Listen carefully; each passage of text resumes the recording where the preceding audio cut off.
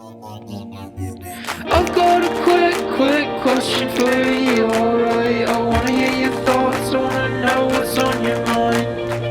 I've got a quick question for you, alright? The answer's not important, I'm just glad that we could talk tonight. So what's your favourite? How did you get? When will I be remembered? Was it ever? Where did all the How do we know? Oh, forget it. Soren, Bowie, Daniel O'Brien, two best friends and comedy writers. If there's an answer, they're gonna find it.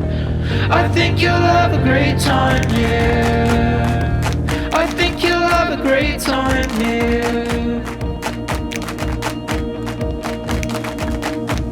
So, hello again and welcome to another episode of Quick Question with Soren and Daniel, the podcast where two married best friends and married comedy writers ask each other questions and give each other answers. I am one half of that podcast, senior writer for Last Week Tonight with John Oliver, author of How to Fight Presidents, and for the first time, Mr. O'Brien, Daniel O'Brien, joined as always by my co-host, Mr. Soren Bowie. Soren, say hello. Hello, everybody. I'm Soren Bowie. I am a writer for American Dad, a dad myself, and you don't have to be a dad, but I am married. It helps, I would say.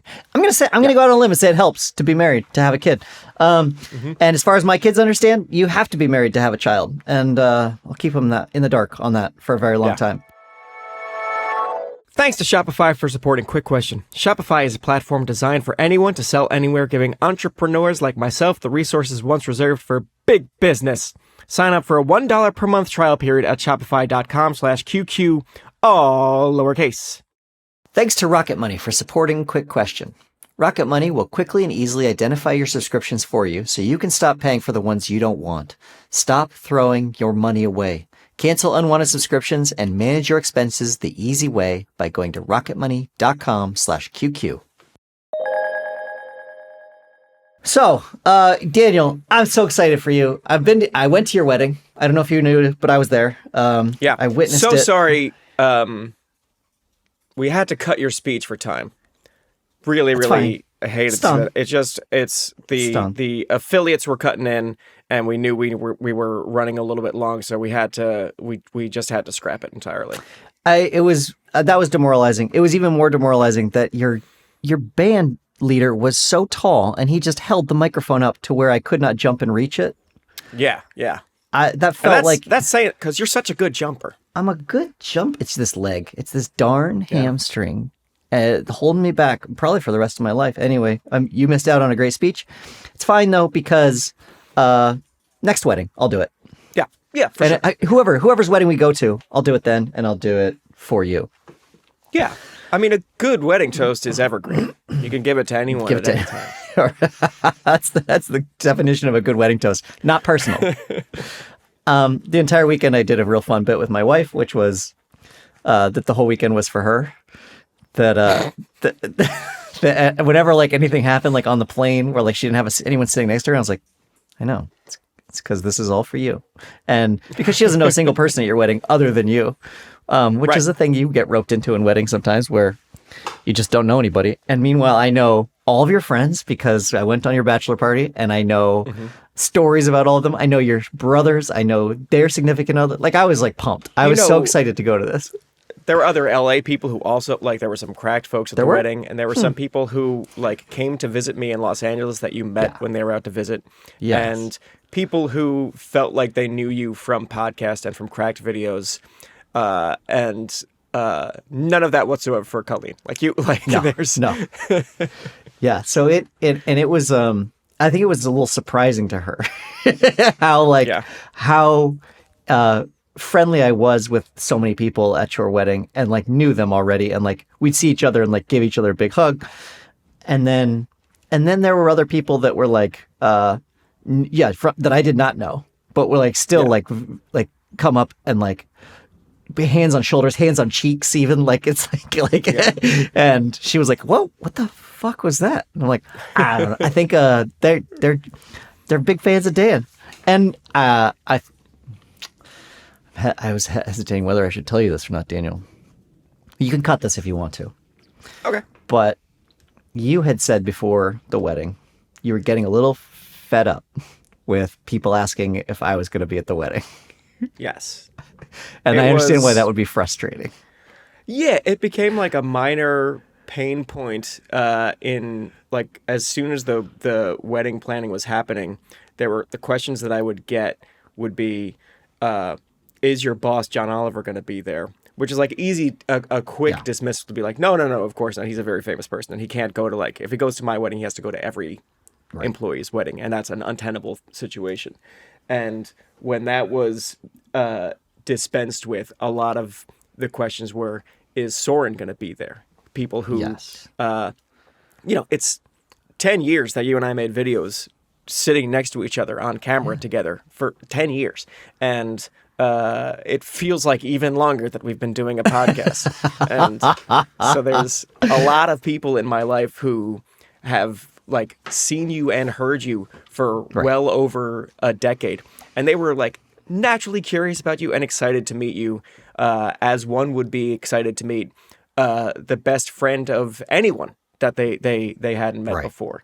And it all comes from like a very natural place of curiosity and love and affection. No one is going to come up to me and say like, I can't wait to see you at your wedding. That would be an insane thing to say.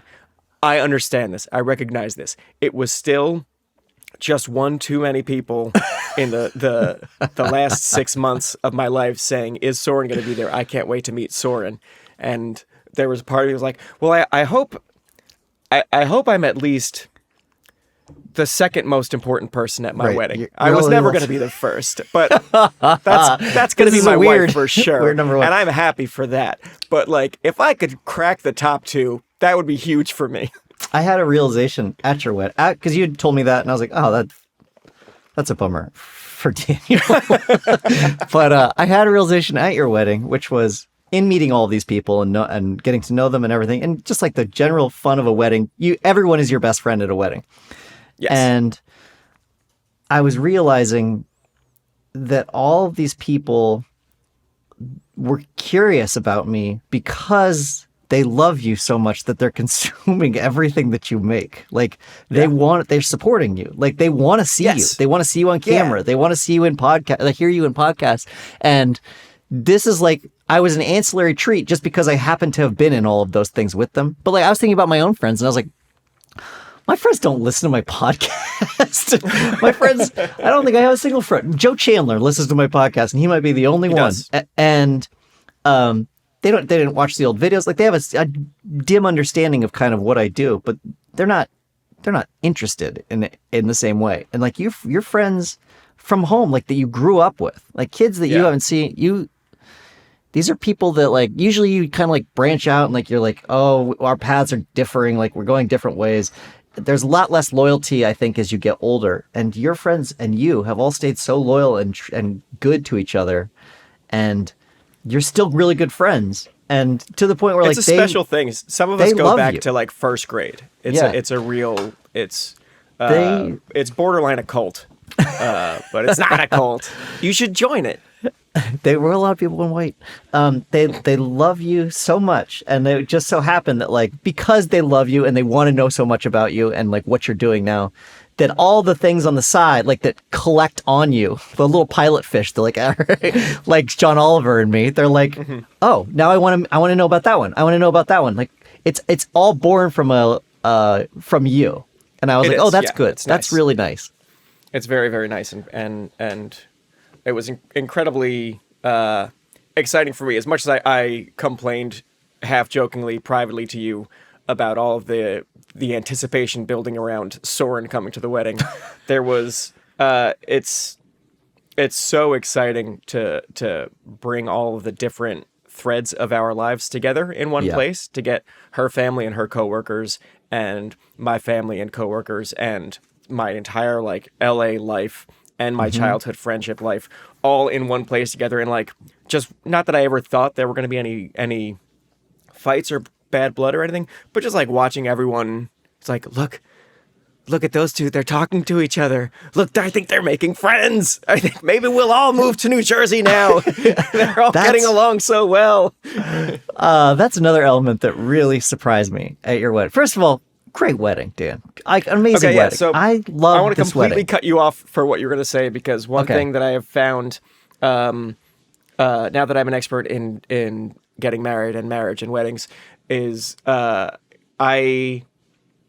it's complete narcissism, but I haven't been able to do this with anyone until now with you. Yeah. I want to just go through person by person and be like, did you Yeah. have fun? How did you like the Oh, wedding? my God. What did you do? Because we were obviously like swept up in everything, and it was the best day of my life, and we're being very present and seeing as many people as we can and dancing up a storm.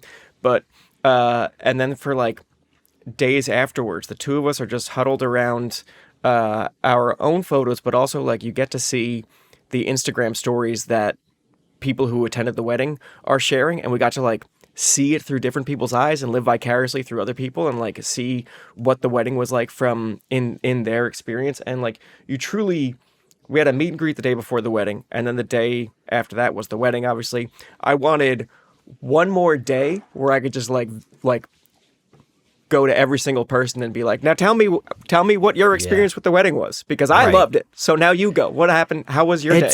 I remember that. I should have warned you about that too. It's like you can't do. It's like the one time you can't read the room because it's all for you, and like you are so happy that you're not really thinking about what other people are thinking about what's happening, which is like how I live the rest of my life. I'm doing heat checks constantly. Like I'm constantly like, is this okay? How am I reacting to this situation? Is that normal? Yes, it is. Okay, great. Here we go. And so you can't do a heat check at all during your wedding. You can only be like you're in your own experience, which is great in some respects because it's the only time in your life you may ever have that. But then afterwards you're like, oh shit, was that good? Was that good for everybody? You had a great wedding, Daniel. It's like the best wedding I've ever been to. And I got to tell you that Colleen and I, we were so charmed by Jersey City. We were like, do we want to move to Jersey City? Do it. It's gorgeous.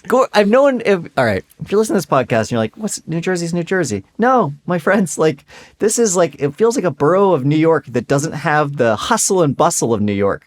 Very few cars, because I think parking is probably shit, but very few cars anywhere. Very like good tree-lined streets, gorgeous in the fall, deciduous leaves falling all over the place and changing color, and then you've got the skyline of New York right there on the waterfront that you see all of New York. Like you're right up against it. If you want to take the PATH train, you just hop on it and you're in the city, but you're just outside of it. It's like being in a meadow in a forest. You're like, I can breathe here, and it's beautiful, and there's lots of things to eat. There's lots of good, like just walking spaces where cars aren't even allowed. It's gorgeous. Listeners, you're coming to this podcast for the same reason I started it, to learn about business, to learn about success and where success in selling comes from for a business, and how it's often the business behind the business that makes it possible. That's certainly true for us. When you think about businesses that are selling through the roof, like Aloe or Allbirds or Skims, sure, you think about what a great product they have, a cool brand and brilliant marketing, but often an overlooked secret is actually the businesses behind the business making selling and buying simple. For millions of businesses, that business behind the business is Shopify. Ka-ching, cha-ching, Shopify business sound. Bam. Nobody does selling better than Shopify. It's home of the #1 checkout on the planet Earth. And the not-so-secret secret with Shop Pay that boosts conversions up to 50%. So if you're into growing your business, your commerce platform better be ready to sell wherever your customers are scrolling or strolling on the web, in your store, in their feed, and everywhere in between. Businesses that sell more sell on Shopify. There's a lot to love about Shopify, but what I love is that they understand business so I don't have to. No matter how big you want to grow, Shopify gives you everything you need to take control and take your business to the next level. I'm sick of this level. Take me to the next one, Shopify. Sign up for your $1 per month trial period at shopify.com/QQ, all lowercase. Go to shopify.com/QQ to upgrade your selling today. Shopify.com/QQ, SFX, cha-ching, Shopify, new sales sound. Anyway, good Everyone's spot. coming to Jersey. Good Turns wedding. out you picked a good spot for your wedding. It's a great statue of a guy getting stabbed with a bayonet. Yeah, there's no way around that statue. That's we Embrace had a it. fun run the morning of the wedding because as a groom, there's a lot of time to kill, and also like running is my favorite thing to do. So I was gonna absolutely incorporate it into my wedding to anyone who wanted to run. And as we were scoping out like the area around our hotel for what's the most convenient meeting place, there was a statue outside of the hotel, a very dramatic statue of like a soldier running and collapsing forward at the same time because a floating bayonet is stabbing him through the back, and like the blade of the bayonet is through. It's through his chest, and his eyes are open, his mouth's open, he's screaming, and it is I can't pronounce the name of the statue. It's like the Katyn Memorial, and it is to commemorate the time that Russian soldiers betrayed Polish soldiers by here artistically rendered by literally having him stabbed in the back. And it just so happens that like there was no better landmark to meet at for this run. And I feel like, guys, go to like the town square area. There's a statue. You truly cannot miss it. Yeah, you didn't describe it. You're just like, it's a statue. You won't miss it. It's a very dramatic statue. If you don't see it, look for a crowd of confused, scared people. It attracts that kind of person. It attracts a lot of people who need to creep up and read the inscription to see why this statue, what it means. Also, creeping up to read the inscription, not helpful. Because I did that. No. I was like, well, what's going on here? Also, he is running. He's in mid-stride, but his hands are bound behind his back, and he's gagged, and he's being stabbed. And it's just like pure anguish. Like his fingers, the way they're contorting and everything, it's brutal. But I was like, okay, well, let's figure out what's happening here. And I went and read the inscription. I was like, no, I'm having a stroke. I can't, none of this makes any sense. And it's because it was in Polish. And then I walked around to the other side, and I was like, great, another plaque. And this plaque has the Virgin Mother embracing the Twin Towers. Yes. And I was like, okay, the connection, I will find it. I'm a writer. I will find the connection between these things. No help. I had to rely on the internet to tell me what was actually happening on this statue. Yeah. It was great. But anyway, otherwise, Jersey City, great place. Oh my God, Jersey City is gorgeous. Great pizza places, great sandwich shops. You're going to let that marinate for a second, everybody. There's there's good sandwich shops there. And I had so much fun. And also, part of that was that it was a vacation for my wife and I, that we didn't have kids, so we were just kind of like doing whatever we wanted the whole time. But I had such a good time. It was so much fun. It was a great wedding, Daniel. And I'm really glad. Everybody's great. We had a real blast. It was like truly we won't spend the entire podcast talking about it because there's nothing funny about me just saying it was the best day of my life over and over again. But it truly was. I mean, and the weather held out for us for an outdoor wedding. It was 70 and clear skies for us. And it was everyone that we wanted to be there was there. And everyone was happy and smiling and buzzing. And there was again, we didn't really anticipate problems. But for worriers, you don't need a logical problem. I was still just like, I hope nothing dramatic happens. I hope nothing crazy happens. And nothing dramatic or crazy happened. And it was never going to be dramatic or crazy because it's all of our favorite people. Yeah. Like once we got everyone in one place, it was like, well, what are you worried about now? Like this is right. It's all the people that we love and that love us, and they're in one spot together. They're if something external goes wrong, this is the group that I'd want around us to help it. Like whether it was a natural disaster or whether it was like a bad actor coming to invade the wedding and ruin our day, would just be like, well, you picked the day where all of the people who most like me in the world are here. The people who are most committed to my happiness are here right now. Yeah. So if you want to cause trouble at this wedding, that's a really dumb idea, but you're welcome so many to it. people. Yeah. Right. And also you had I was disappointed that I had created that whole playlist for your wedding after our talk about how I was going to be the DJ, and then you decided to do a live band. But maybe the best live band I've ever heard at a wedding, and maybe anywhere. Awesome. Like other than going to like a concert where I'm like, I know who I'm going to see. They were outstanding. They were great. Unbelievable. We were thrilled with them. Incredible throats. Like great musicians. They were incredible throats. Yeah, throats. You just look up on stage and you see like every once in a while when they're like almighty. chin is up, like, oh, just gorgeous throats. I have a lot of pictures. I'll show you the pictures, but when we go to brunch. I was going to say, shout out Sound Society, which was the name of the band, but I don't want Incredible Throats to be the pull quote that gets Incredible Throats. scrubbed for Yeah. an advertisement. Throats like you They were wouldn't great. believe. We love them so much. They were wonderful. And I really appreciated that we had a photo booth in one of the corners of did? the wedding. We got like, yeah, you are in it, Soren. I went to a photo booth? Yeah. Oh, good. Okay, great. Good. What a night. We go through our photos at the end. It's like, here are all of our friends and family and everything. And also, early in the night, there's a couple that's just like two of the guys from the band taking pictures together in the photo booth, just having a good time before the gig started for them. I'm like, sampling "Good, the I'm wares glad. at the You wedding. you look nice. I don't know. Just taking advantage of the different things the wedding Yeah. has to offer. That's wonderful. And the things the wedding, Dan, a bounty of food at your wedding. Yeah. We get to the drinks hour, you know, like the denouement, or I don't even know what to call it, like the intermission between the ceremony and the reception. You have a like brainworm today between good throats and the drinks hour.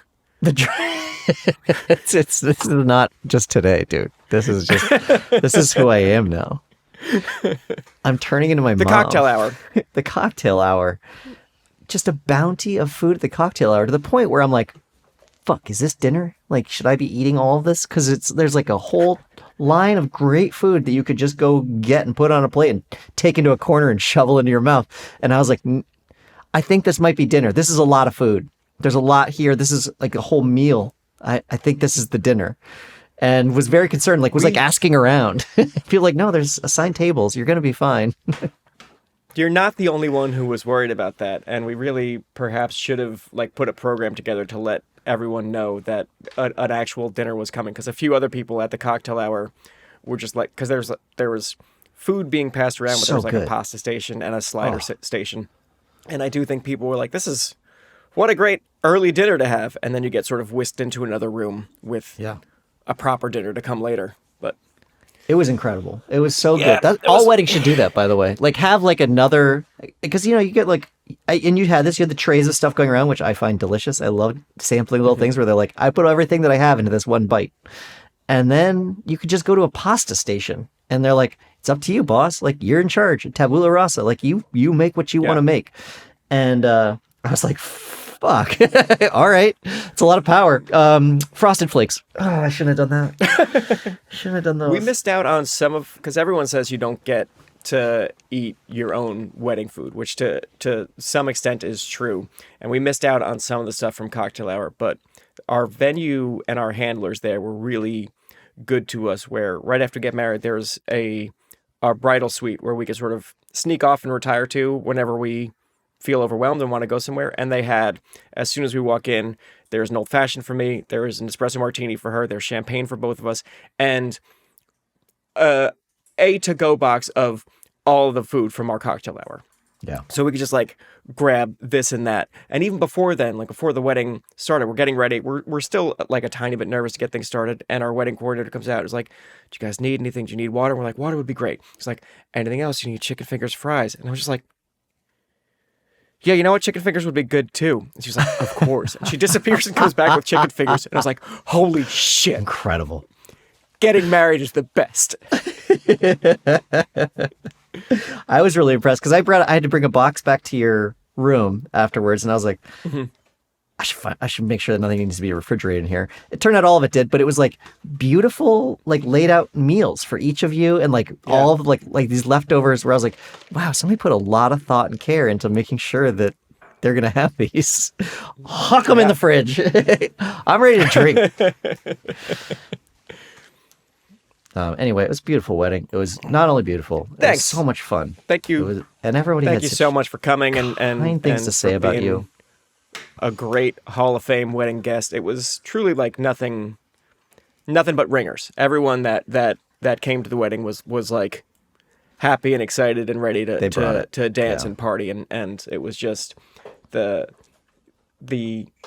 only no regrets whatsoever. But the only thing I would do differently is like there are there were pictures I wanted with different groups of people who came to the wedding that I just thought would like naturally happen. You know, you'd come up to someone and put your arm around, and then someone would take a picture, and that just didn't happen. And I think that what weddings are so good for is you plan so much out in advance, and then day of, like, everything is outsourced. It's the best because I get shit for saying this, but like all of our department heads, all of our vendor heads, they have their marching orders. Our coordinator knows what to do. Our band MC knows what to do. Everyone is on board with the vision that we put together, and they're so on top of it and good at everything that we don't need to think about a single thing the entire day other than just like being present and looking at each other and enjoying each other's time and enjoying the wonderful group of people who've come out to support us. Because it's all like handled, so your only job as bride and groom is just be present, which was fantastic. I didn't realize that if there was anything else that I wanted, like a picture of all the cracked folks together or a picture of this or that, that also needed to be like assigned to someone, and then it would have happened. But you know, I'm not going to focus on not getting a picture. But that's just my advice for any brides and grooms listening to this show. I know that people tune in because they want wedding advice. And I would just say, if there's something that you want on your wedding day, write it down and hand it to someone, and it'll happen. Because that's one of the great things about weddings. How was your come down the next day? It was, I feel like it wasn't the next day. I mean, we woke up and got to have breakfast with a lot of folks. We immediately drove north to the Catskills so we could do like a 2-night mini moon type thing, just to go to spend some time, just the two of us, so we can like recap the wedding, and to not immediately go from wedding back to work. That seems strange to us. So we did some hiking and checked out some restaurants and breweries and everything, and just had a good old time up in the peaceful Catskills. But that whole like morning, as I was saying before, we're looking at like the Instagram stories that people are posting, and every 5 seconds we're getting more pictures in, and we just want to like sit and look at pictures and just truly just wanted to keep living in that, the wedding moment, the wedding weekend, just wanted to like live in it forever. I feel like the come down didn't happen until days later, like when we got back from the mini moon and we're like back to work proper. And you know, it's like wedding blues are real. It's like finishing it's like a day after a marathon, day after you're doing a play and the play closes. It's just anytime like any big project or thing is done, there's a sense of like, you know, like, where does this energy go? And also there's, to be completely vain about it, it's like a weekend where everyone is being so fucking nice to us. And everyone's talking about how great we look and how excited and happy they are for us. And you even get a few days, we wrote like "just married" on the back of the car. So we've got people honking at us and saying nice things. And you're very eager, every restaurant and store you go to say, "We just got married a few days ago. This is my wife. Look at this ring. I'm a husband now." And people are so amped for you days afterwards.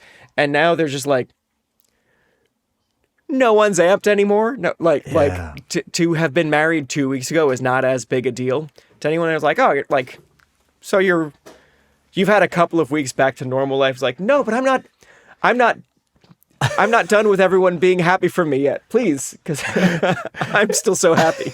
I found that it was like, especially with problems or like things that I'd have to take care of in my life, bills even, like anything small. Where I was like, when it was about to be my wedding, I was like, no, we punt this, and like just like kicking balls out of my yard, basically being like, fuck this, I don't have to think about this right now. I'm not supposed to think about this, and like how good that felt. And then days after the wedding, we travel back to Los Angeles, and all of a sudden I'm surrounded by all these balls where I'm like, oh fuck, I gotta deal with all this stuff now.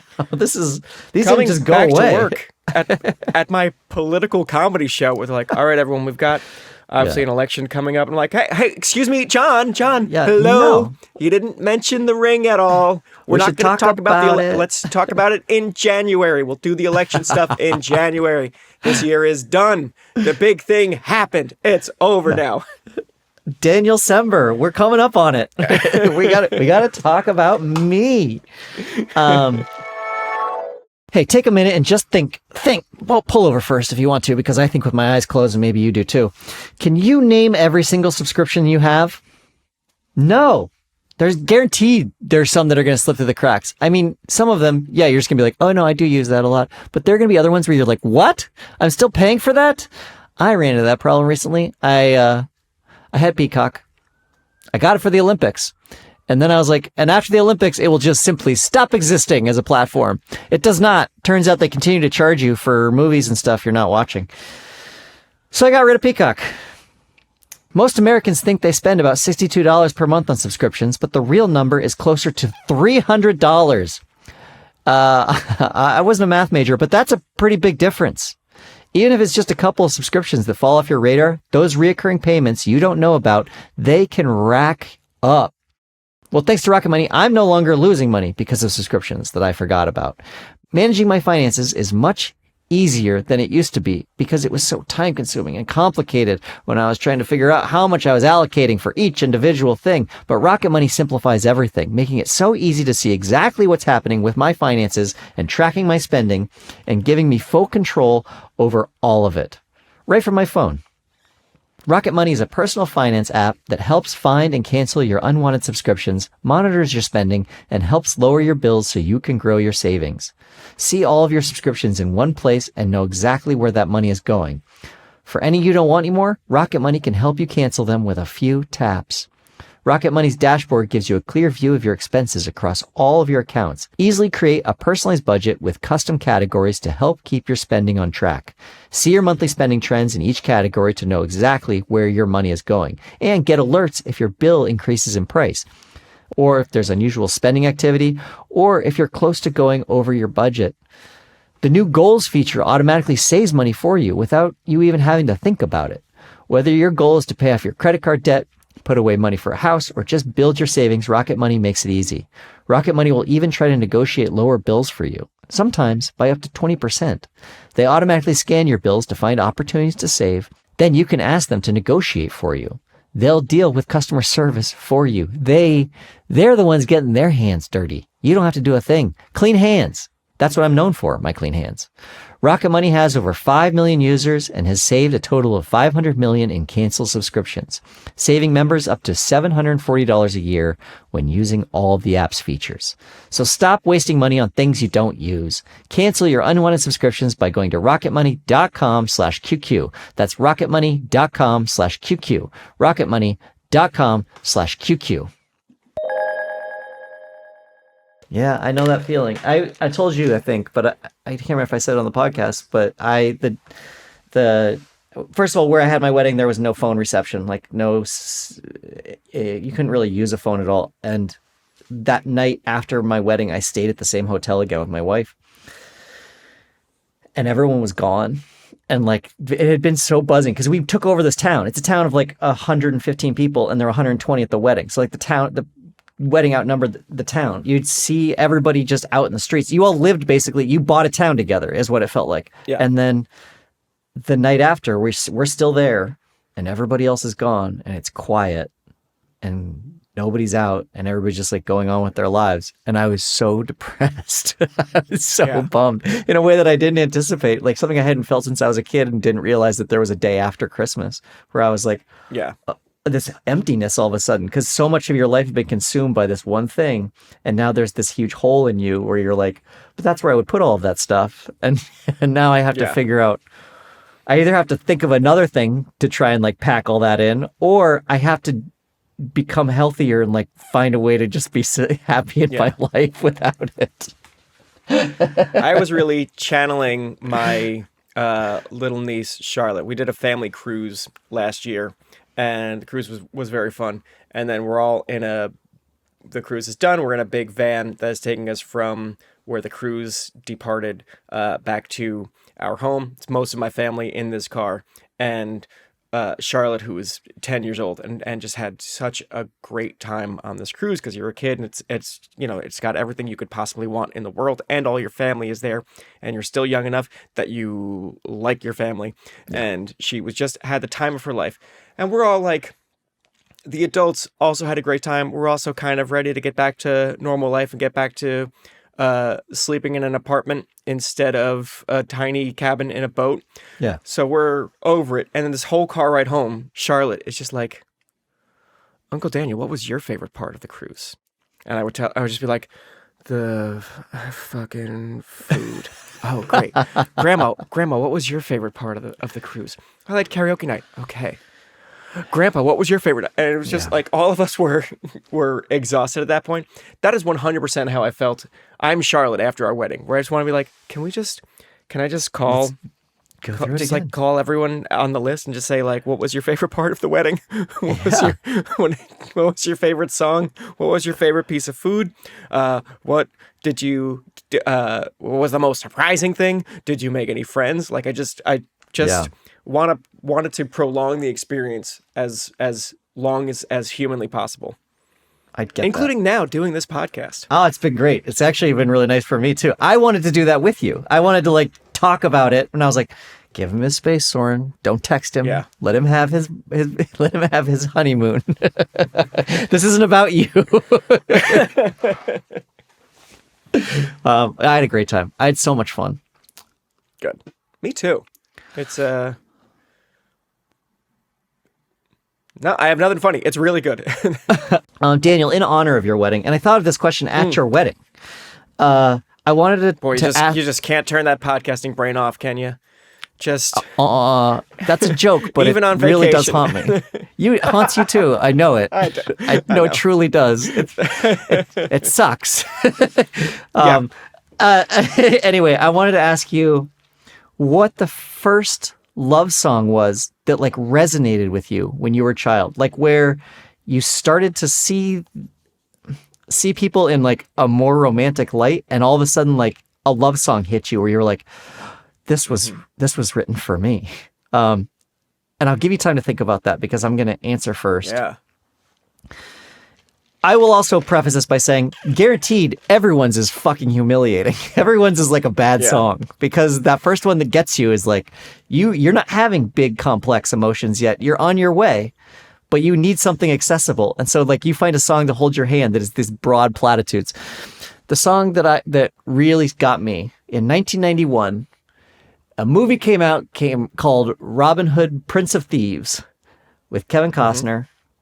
And in that movie was a song by a Canadian singer, Bryan Adams, called Everything I Do.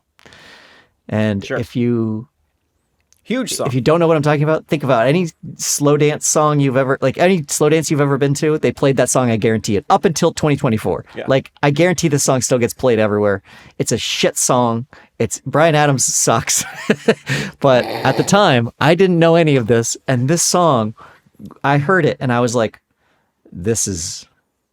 I could have written this for Tina Chekowitz. Wow. There was I think I was in Little Tina Chex Mix. Little Tina Heir Chex to the Mix. Chex Mix fortune.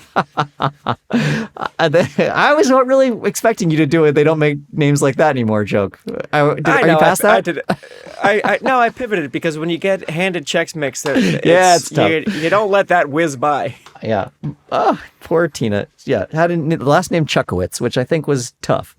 By the way, her brother John Chekowitz was the DJ for all of our dances. Oh. Yeah. So he saw everything.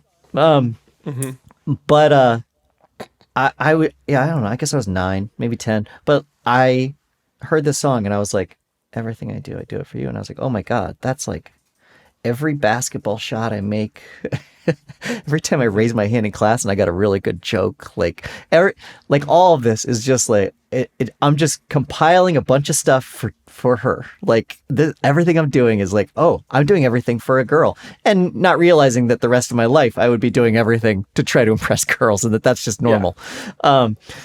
But at the time, I was like, I had one focused on. I was like, that's all I could handle at the time, and I was like, I will figure out like everything in my life. I'm gonna put around and just like be the best person Yeah. in front of her.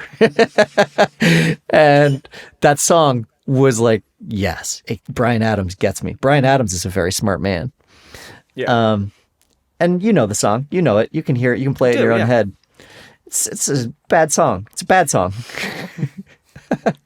It's not a bad song. It's just the present, and I've heard it so many times. It's so cloying, and like maybe that's actually just the age talking. I don't know. It might be that we're different people now in 2024, and we were so much more earnest with our love songs at some point, where you didn't have to be tongue in cheek at all. But that seems very silly now. It's a very, very cloying song. Yeah, I'm trying to think. I don't know that anything really like resonated with me as far as like you are in love now. This is listen to this song and internalize the lyrics and think about it. Like my humiliating answers would be like A Whole New World from Aladdin, where it's incredibly literalized love and it's done in cartoons to appeal to my brain, or also completely, this is going to sound like self-parody, but Brick by Ben Folds 5, it's not a love song. It's not romantic at all. But I'm in 6th grade, and like I'm sure we've talked about this before, that like my like very screwed up ideas of romance always carried some air of unrequited affection. There was always something like loosely tragic and one-sided about like my understanding, even though I had a very, like, my parents are still together, and I had like this very clear, strong example of like modern romance and love. Things that I was pulling from pop culture were like Doug Funny.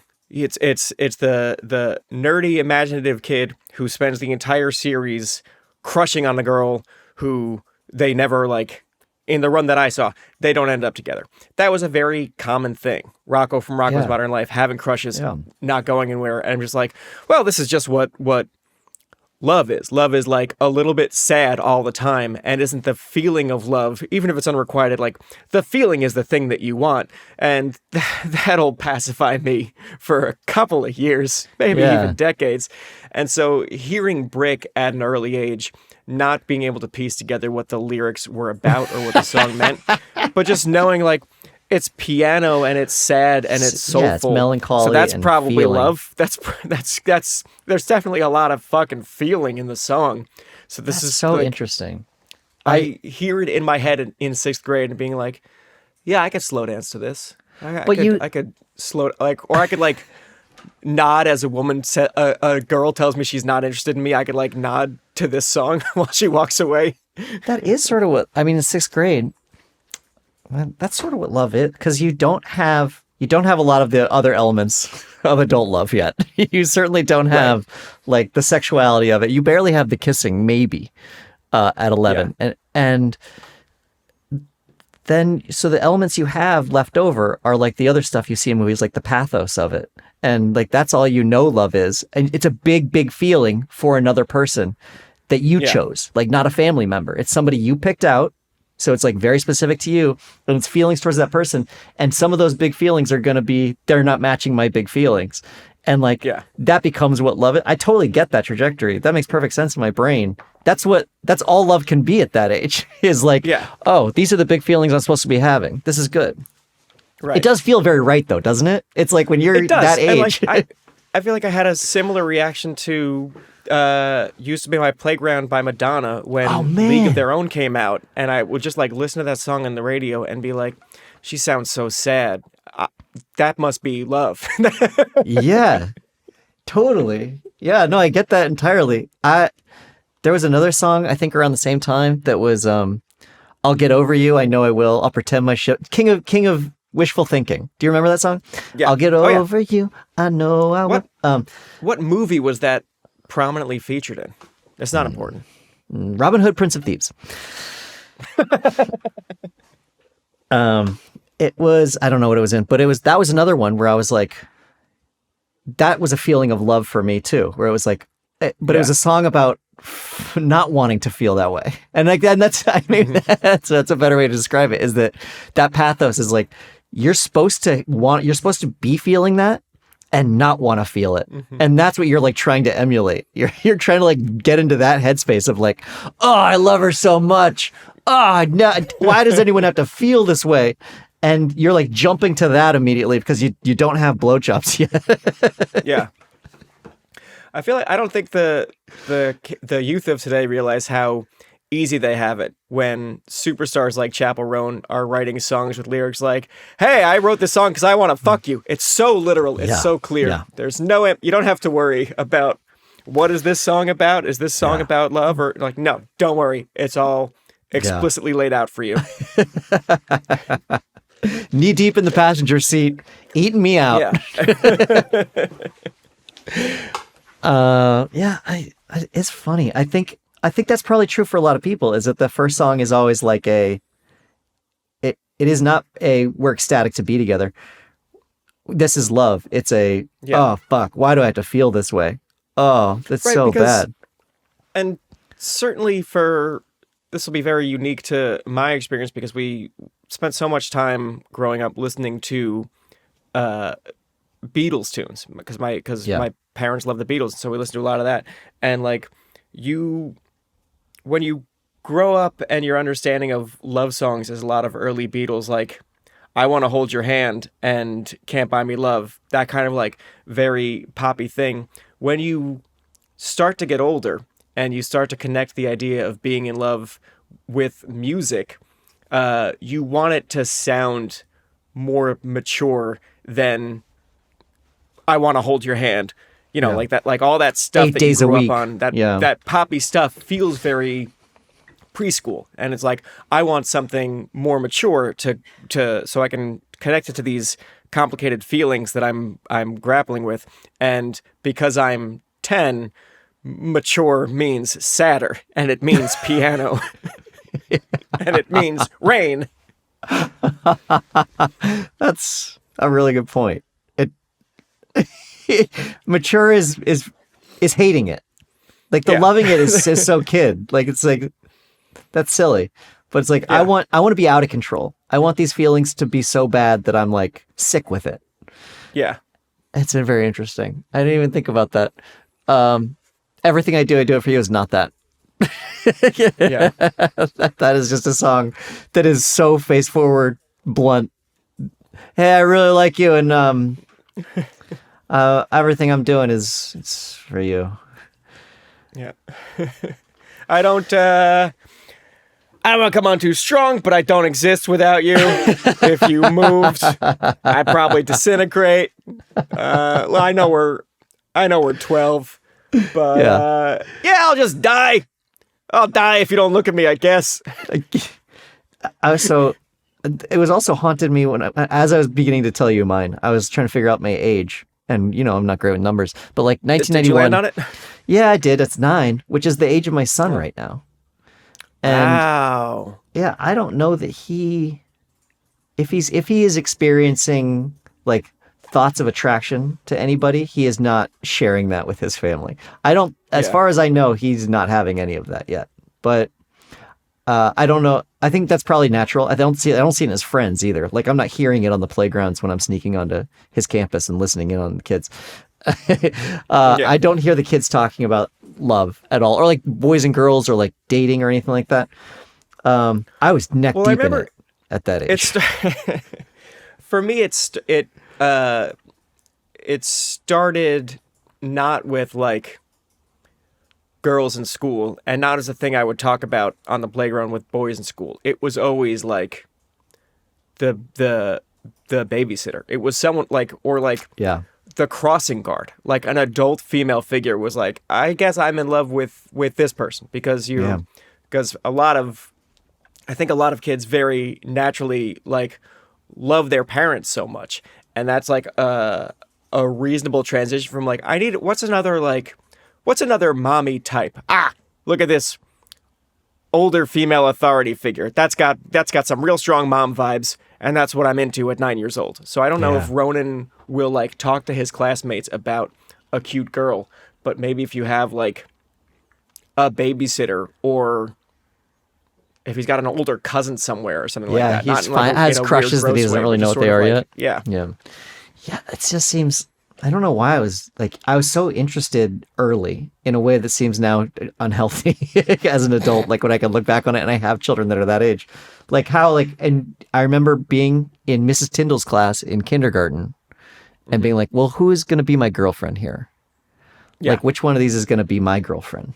And like thinking about that at that age, which seems, it's like almost haunting now that was, Yeah. took up space in my brain. It clearly does not in his, as far as I can tell, which is good. Right. I think that's really nice. Yeah. Anyway, Well- I'm not looking forward to when he has these types of feelings and when he like starts relating to these songs. Oh, I'm sure you're gonna crush it. I'm sure you'll navigate it well, and you won't screw him up in any profound way. Thanks, man. I mean that sincerely. It's Yeah. It sounds like I'm disinterested. I am not disinterested in what we're talking about. I'm just disinterested in podcasting. I get it. Let's wrap it up. Thank you for listening, everybody. This has been Quick Question. You know that. We've been on the air for hours. I mean, if you compiled them all together, there's lots of hours. Yeah. You can find us on X if you just look for Quick Question there. I'm not really sure what gets posted. I assume video clips of these, like the highlights. You can also find those kind of video reel, like sizzles on Instagram. You can also watch the whole podcast on YouTube. You can find Daniel and I. We do little jokes of our own on Blue Sky.